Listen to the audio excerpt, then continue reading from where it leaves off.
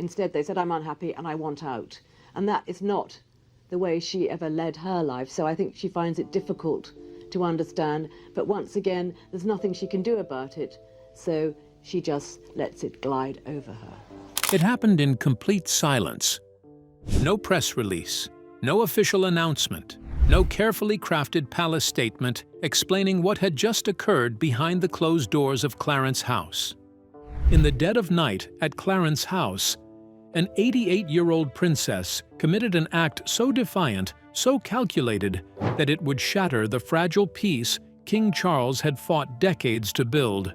Princess Alexandra, the Queen Mother's beloved niece, keeper of her deepest secrets, was about to execute a plan that had been waiting in shadows for over 20 years. Picture this: a velvet box, sealed with the initials QM. Untouched for decades, containing jewels that hadn't seen daylight since Queen Elizabeth, the Queen Mother, passed away in 2002. And Princess Alexandra, one of the last living connections to that era of royal dignity, placing that box into the trembling hands of Catherine, Princess of Wales. But here's what makes this story absolutely explosive. Queen Camilla was completely bypassed, not consulted, not informed, not even acknowledged. The reigning Queen Consort of the United Kingdom, ignored like she didn't exist. Why would Princess Alexandra do something so bold? So defiant? So potentially destructive? And more importantly, what was inside that velvet box that was worth risking a royal civil war? Stay with me, because what I'm about to reveal will change everything you thought you knew about the royal family's carefully constructed public image. The secret prophecies, the hidden wills, the promises made in dying breaths that are finally coming to light.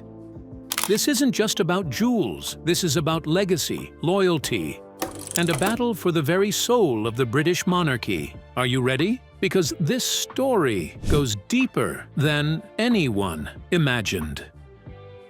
The Queen Mother's secret plan.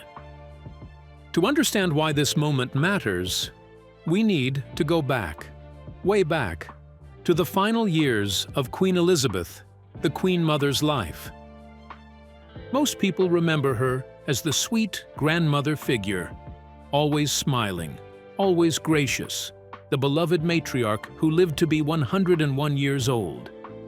But behind that gentle exterior was a woman who understood power better than anyone. She'd survived the abdication crisis when her brother-in-law abandoned the throne for love. She'd stood beside King George VI through World War II when London was being bombed. She'd watched her daughter become queen and navigate decades of scandal and change. And she'd learned one crucial lesson: the monarchy's survival depends on choosing the right people to carry its legacy forward. In her final years, according to palace insiders who've spoken anonymously, the Queen Mother became increasingly concerned about the future. She watched as Diana's death fractured the family. She observed as Charles's relationship with Camilla moved from scandal to acceptance. And she made a decision that would echo through the decades. According to sources close to the royal vault, the Queen Mother amended her will in secret. Not the official will that was made public, but a private codicil, a separate set of instructions for her most personal possessions. These weren't the crown jewels. These weren't state property. These were her jewels. The pieces she'd personally chosen, worn, and treasured. The symbols of her own identity as a queen consort who'd embodied dignity during Britain's darkest hours. And in that secret document, she made her intentions crystal clear. These jewels were to go to the future queen who embodied grace, not ambition, dignity, not desperation for relevance. She never named Camilla. She didn't have to. The exclusion was deliberate and devastating. But here's where it gets even more interesting. The Queen Mother didn't just write instructions. She created a prophecy. One palace insider, speaking on condition of complete anonymity, revealed she wrote about the Queen of Silent Strength, who would one day restore the monarchy's moral compass. She described this woman in such specific detail. that when Catherine entered the family years later, Princess Alexandra immediately recognized her as the one the Queen Mother had foreseen. That's right. The Queen Mother may have predicted Catherine's arrival before Prince William had even proposed. Impossible? Or the uncanny intuition of a woman who'd spent nearly a century observing royal dynamics and understanding what truly makes a queen? Princess Alexandra, the guardian of secrets. Now let's talk about the woman who became the executor of this prophecy, Princess Alexandra. If you're not familiar with her, that's exactly how she prefers it. Princess Alexandra, the Honorable Lady Ogilvy, is now 88 years old. She's the Queen's cousin, the daughter of Prince George, Duke of Kent, and Princess Marina of Greece and Denmark. More importantly, she was the Queen Mother's beloved niece and confidant. While other royals courted publicity, Alexandra embodied the old-school royal values: discretion, duty, and unwavering loyalty to the crown. She's performed thousands of royal engagements over her lifetime, never seeking headlines, never causing scandals, simply serving. And it was to Alexandra that the Queen Mother entrusted her most sacred secret. According to those who know her, Alexandra has been carrying this burden for over 2 decades, waiting, watching, looking for the sign that would tell her the time had come to fulfill her aunt's dying wish. That sign came when she observed Catherine. Not the Catherine of tabloid headlines or public appearances, but the Catherine who endured years of weighty-Katie mockery with quiet dignity. The Catherine who suffered intense media scrutiny and never retaliated. The Catherine who married into the most famous family in the world and somehow retained her authenticity. Alexandra saw in Catherine exactly what the Queen Mother had described: a woman whose strength came from grace, not grandstanding. And so, on a night that will go down in royal history, Alexandra made her move. The secret meeting that changed everything. Let me take you inside what reportedly happened that night at Clarence House. It was late, past 10 p.m. Most palace staff had gone home. The official logbooks would later show no record of any meeting, no scheduled appointments, no visitors. But Alexandra arrived, unannounced, carrying a box that had been locked in her personal safe for over 20 years. Catherine was there alone. No aides, no security detail inside the room, no William, just her. Some say the meeting had been arranged through secret channels, a coded message passed through trusted intermediaries. Others believe Alexandra simply showed up, knowing Catherine would understand the significance of an unexpected visit from a senior royal at such an unusual hour. What happened next would change the course of royal history. Alexandra placed the velvet box on the table between them. The box itself was a work of art: deep burgundy velvet, brass hinges that had tarnished with age, and those 2 letters embossed in faded gold: QM. "These belong to you," Alexandra reportedly said. Not asked, stated. Catherine, according to those who later heard her account, was speechless. She knew immediately what this meant, the weight of it, the implications. "I can't," Catherine supposedly replied. "These should go to—" "They go where she intended them to go," Alexandra interrupted, her voice carrying the authority of her 88 years and unshakable conviction. "Not where protocol dictates, where she intended." And then Alexandra opened the box. What was inside more than just jewels? Inside that velvet box lay history itself. The primary piece was immediately recognizable to anyone who studied royal history: the Queen Mother's guardian brooch. This wasn't just any brooch. This was the piece the Queen Mother wore at Queen Elizabeth II's coronation in 1953. The piece she wore during her most significant public appearances. The piece that in royal symbolism represented her role as the spiritual guardian of the monarchy's values. It had been missing from public view since her death. Royal watchers had assumed it had been incorporated into the crown's collection, or perhaps stored in the royal vault. They were wrong. Alexandra had been guarding it all along. But that wasn't all. Sources later revealed the box also held a strand of pearls the Queen Mother wore at her final public appearance, a pair of diamond earrings gifted by King George VI, a sapphire ring once owned by Queen Mary, and, most striking, a folded piece of parchment sealed in wax. That piece of parchment is what elevated this from a generous gift to an earth-shattering revelation. The letter that changed everything, written in the Queen Mother's own elegant handwriting on paper that had yellowed with age, was a message that left Catherine in tears. To the future queen who wears grace, not pride, these jewels represent not wealth, but worth, not power, but principle. They have been worn by women who understood that service to the crown means surrendering oneself to something greater than ambition. If you are reading this, it means you have been chosen. Not by me, though I hoped and prayed for someone like you, but by your own character, by your willingness to endure without bitterness, to serve without seeking glory, to love without losing yourself. Wear these not as ornaments, but as reminders.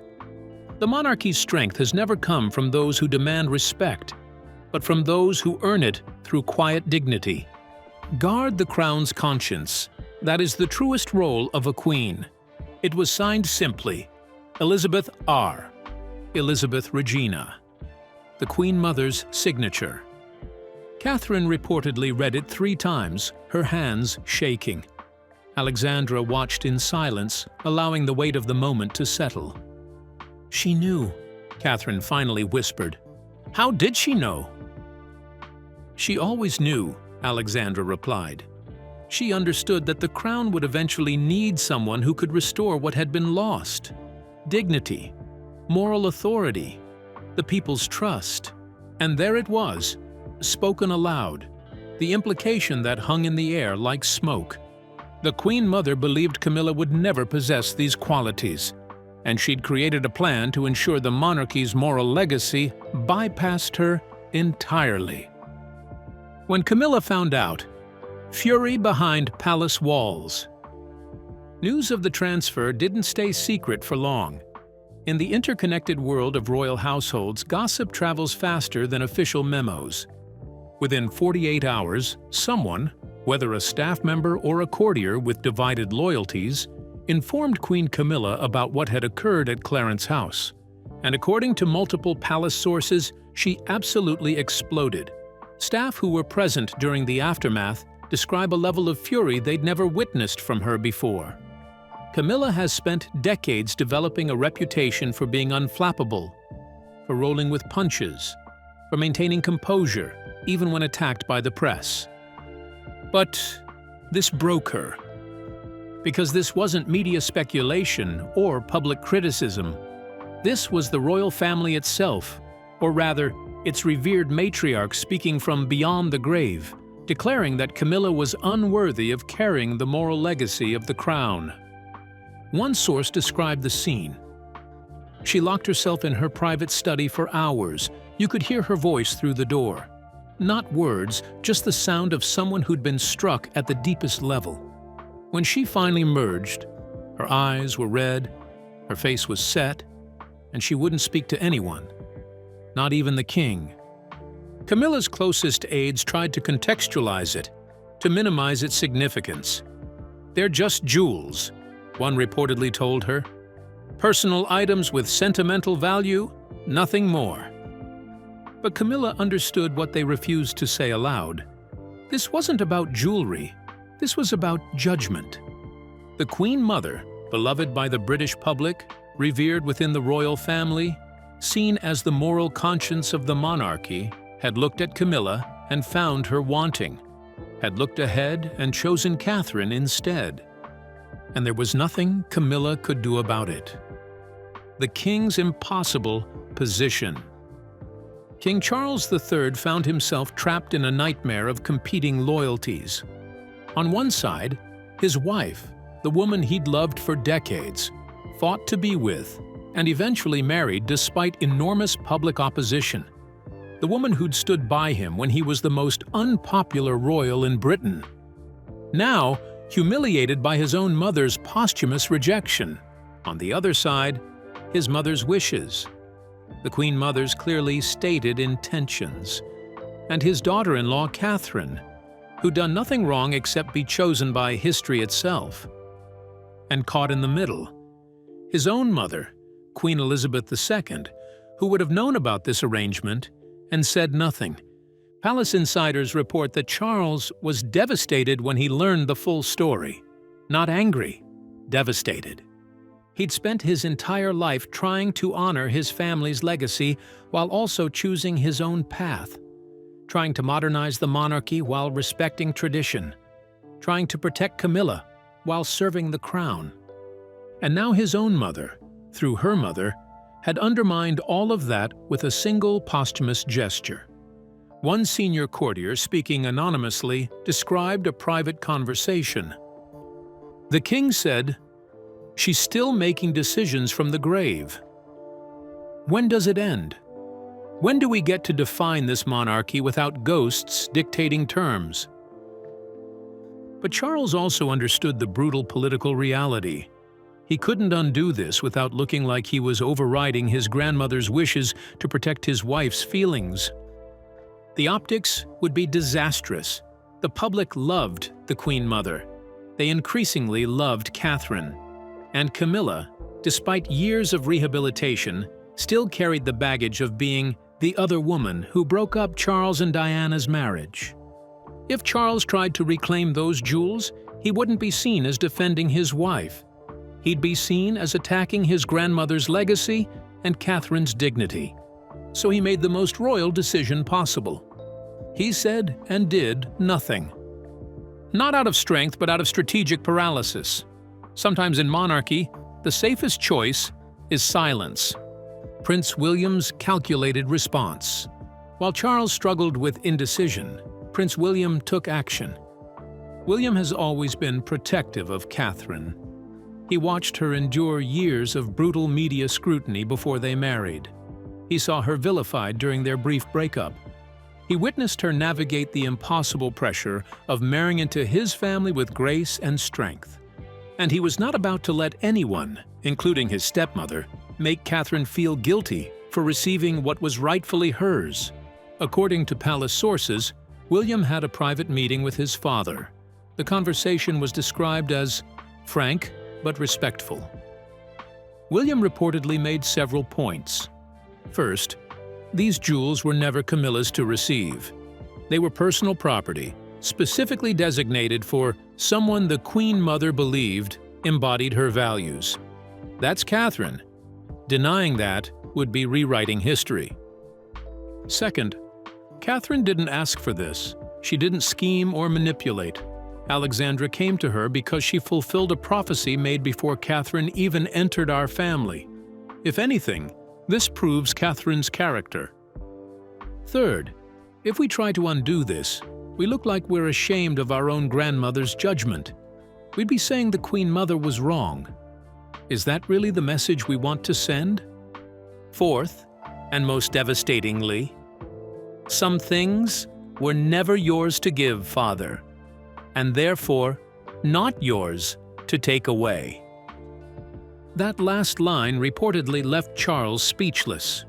William wasn't challenging his father's authority as king. He was simply stating a truth that Charles himself understood but couldn't bring himself to accept. This decision had been made long before Charles wore the crown, and it was beyond his power to reverse. William's intervention was calculated and brilliant. By framing the situation as respecting the Queen Mother's wishes rather than taking sides between Catherine and Camilla, he gave his father a way to accept the situation without feeling he'd betrayed his wife. But make no mistake, William had chosen Catherine, publicly, definitively, in a way that sent a clear message about who the future of the monarchy belonged to. The public debut, when Catherine wore the brooch. For weeks after receiving the jewels, Catherine kept them private. She understood the explosive nature of what had happened and was cautious about how to handle it. But eventually, the moment came. At a small charity event for children's welfare, not a major state occasion, not a televised ceremony, Catherine appeared wearing the Queen Mother's guardian brooch, and the world stopped. An amateur photographer captured the moment. The image was shared on social media. Within hours, royal watchers had identified the brooch and understood its significance. The headlines wrote themselves, "Catherine wears Queen Mother's personal jewels." The brooch that bypassed Camilla. Queen Mother's legacy. Catherine chosen over Camilla. The return of royal grace. Catherine honors Queen Mother. The palace remained silent, which only intensified speculation. Catherine herself said nothing about the brooch, treating it as a normal accessory rather than the explosive statement it represented. But everyone understood what she was doing. Catherine was accepting the mantle. Not arrogantly, not with fanfare, but with quiet acknowledgement that she carried the Queen Mother's blessing. The public reaction was overwhelming. British polling showed 71% approved of Catherine receiving the jewels, just 12% thought Camilla should have been included, and 68% said it proved Catherine was the rightful heir to the Queen Mother's legacy, while social media buzzed with side-by-side images of Catherine wearing the brooch and the Queen Mother at Elizabeth II's coronation. One commentator wrote, "In one simple gesture, Catherine has reminded us what the monarchy is supposed to be, not about power or position, but about character and service. The Queen Mother saw that in her, and now we see it too. Camilla's retreat, the Queen Consort in shadow." In the weeks and months following this revelation, a noticeable change occurred in Queen Camilla's public presence. She didn't stop performing duties. She didn't make any dramatic statements. She simply diminished. Staff noticed she spent more time alone. She declined several high-profile events, citing minor health concerns. Her public appearances became more subdued, less confident. Friends close to Camilla, speaking anonymously, paint a picture of a woman deeply hurt but trying to maintain dignity.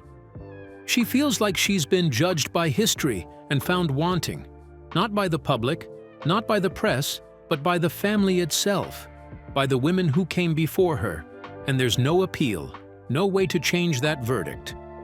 It's final. The jewel situation became a metaphor for Camilla's entire journey, always close to the center of power, but never quite fully accepted, always present, but never quite belonging. One particularly poignant moment reportedly occurred during a private family gathering. Catherine was wearing a different piece from the Queen Mother's collection, a simple strand of pearls. Camilla's eyes locked on them for just a moment. Then, she looked away. No words were exchanged. But everyone in the room felt the weight of that glance. What this means for the future of the monarchy. Let's step back and look at what this story really tells us about the royal family and where it's headed. First, the past still controls the present. Queen Elizabeth, the Queen Mother, died in 2002, over 20 years ago.